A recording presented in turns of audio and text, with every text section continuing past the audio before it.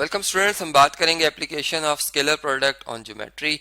और क्वेश्चन है जी ये कि prove that in any triangle A B C, जैसे कि कोई भी ट्राइंगल हम ले सकते हैं। जैसे यहाँ पे एक एक्यूट एंगल ट्राइंगल है, ऑब्ट्यूज भी हो सकती है, राइट एंगल भी हो सकती है, ठीक है। अब उसमें क्या रिजल्ट हमने प्रूव करना है जी? कोसाइन लॉ, जो कि हम वेक्टर्स की मदद से प्रूव करेंगे। क्या है जी ये कि इसमें आप अगर चलें कोई एक साइड कंसीडर करते हैं में ए वर्टेक्स के सामने एक साइड है जी ए, स्मॉल ए, जो कि यूलर्स एक प्रपोजल है उसके मुताबिक मैं कह रहा हूँ। तो ये ए साइड का स्क्वायर जो है वो किसके बराबर होगा?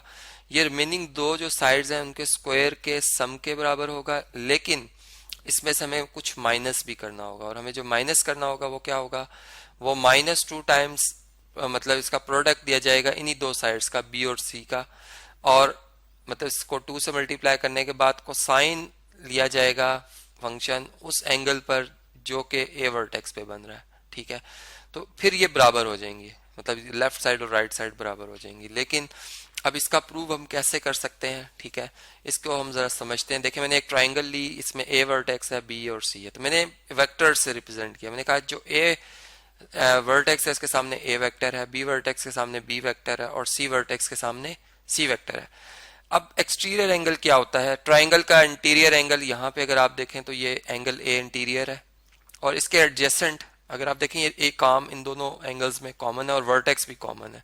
तो ये जो बाहर एंगल बन रहा है ये एक्सटीरियर एंगल कहलाएगा, क्योंकि अगर ए एंगल जो इंटीरियर अंदर बन रहा है ट्राइंगल के और जो बाहर एंगल, इनका सम किया जाए तो 180 पूरा हो जाना चाहिए, ठीक है। और इसका मतलब जो रिमेनिंग एंगल होगा ये बाहर, ये कितना होगा? ये पाई माइनस ए होगा, मतलब 180 माइनस ए होगा, ठीक है जी। जो कि मैं यूं कहूंगा कि ये जो बी वेक्टर यहाँ से मूव हो रहा है इसकी डायरेक्शन ये है, और जो सी वेक्टर है जो कि यहाँ पे अगर आप देखें तो इसकी डायरेक्शन सर डाउनवर्ड है, ठीक है। इस ये दोनों आपस में, मतलब इन दोनों का ओरिजिन यहाँ पे बन जाएगा ए वर्टेक्स। तो ये आपस में जो एंगल बना रहे होंगे वो पाई माइनस ए बना रहे होंगे, ठीक है जी। बात क्लियर होगी आपको? इसलिए मैं इन दो वेक्टर्स के दरमियान जो एंगल जब हम लेंगे तो वो पाई माइनस ए लेंगे।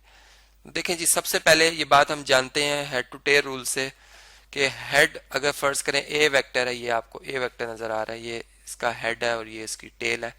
तो सेकंड वेक्टर इसमें मैं जो बी ऐड कर रहा हूँ उसकी टेल है, ये सी पॉइंट, उसका हेड है ए पॉइंट। तो रिजल्ट में मुझे जो वेक्टर मिलेगा वो क्या होना चाहिए?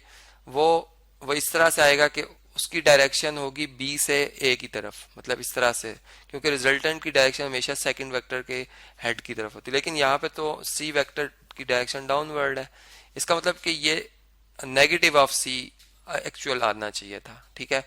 जो कि इस वक्त ये सी की डायरेक्शन इस नेगेटिव सी के ऑपोजिट है, ऑपोजिट वेक्टर है। अगर मैं इस सी को दूसरी तरफ मूव करा दूं तो ये मेरे पास क्या आ जाएगा रिजल्ट कि ए वेक्टर प्लस बी वेक्टर ये किसके इक्वल आ जाएगा? ये प्लस सी वेक्टर ये इक्वल टू किसके आ जाएगा? 0। मतलब कि इन तीनों वेक्टर्स का सम 0 के इक्वल है, ठीक है। ये बात आपको क्लियर होगी?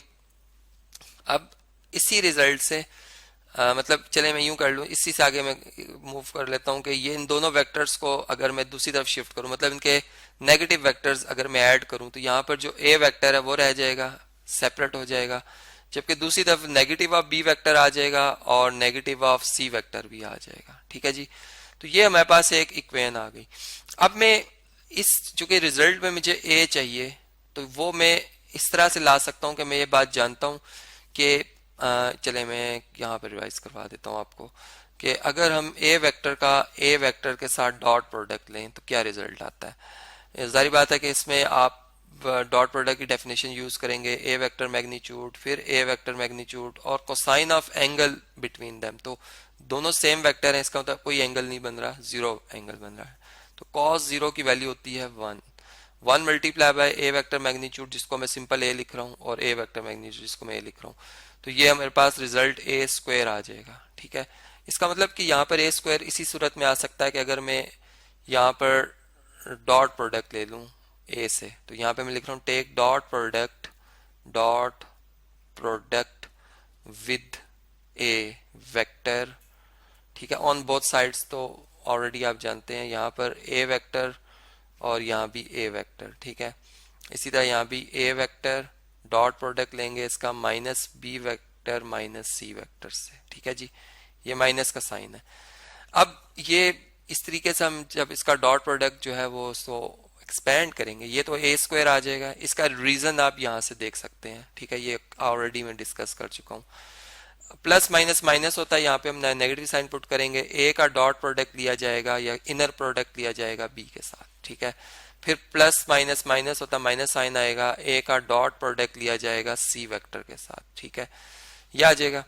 अब हम इन जो ये वेक्टर्स आ गए हैं हमारे पास, अगर हम इनको चलें, या हम एक और भी टेक्निक यूज कर लेते हैं। हम ऐसा करते हैं कि चाहे मैं इस तरह से लिखने के, क्योंकि जो रिजल्ट मैं चाहता हूँ वो इस तरह से लाना थोड़ा प्रॉब्लम होगी, तो मैं इधर ए वेक्टर जो है जो किसके बराबर है, नेगेटिव ऑफ मतलब बी वेक्टर और नेगेटिव सी वेक्टर के, मैं इसकी वैल्यू पुट कर देता हूँ, ठीक है। और यहाँ इसी वेक्टर को मैं रहने देता हूँ minus B vector minus C vector, मतलब दो वेक्टर्स का सम भी एक वेक्टर होता है और डिफरेंस भी वेक्टर ही होता है, ठीक है।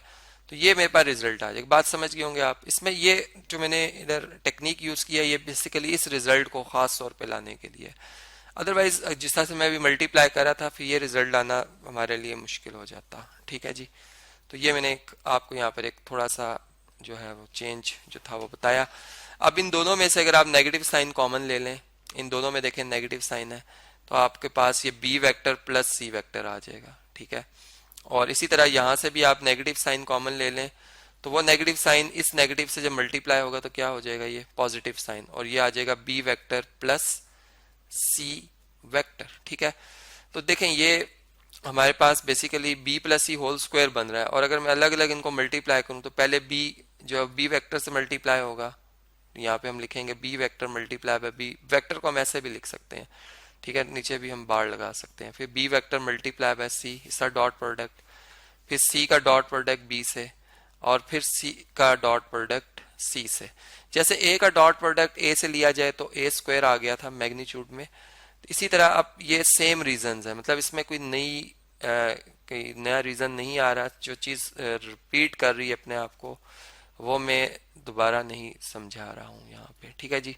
अब देखें ये हमारे पास बी डॉट सी और सी डॉट बी ये इक्वल होते हैं, डॉट प्रोडक्ट में कम्यूटेटिव लॉ होल्ड करता है, इसलिए मैं इसको बी डॉट सी ही लिख रहा हूँ, ठीक है। ये ऑलरेडी मैंने ओरल आपको समझा दिया, इसका रीजन आप अगर लिखना चाहें तो लिखते हैं।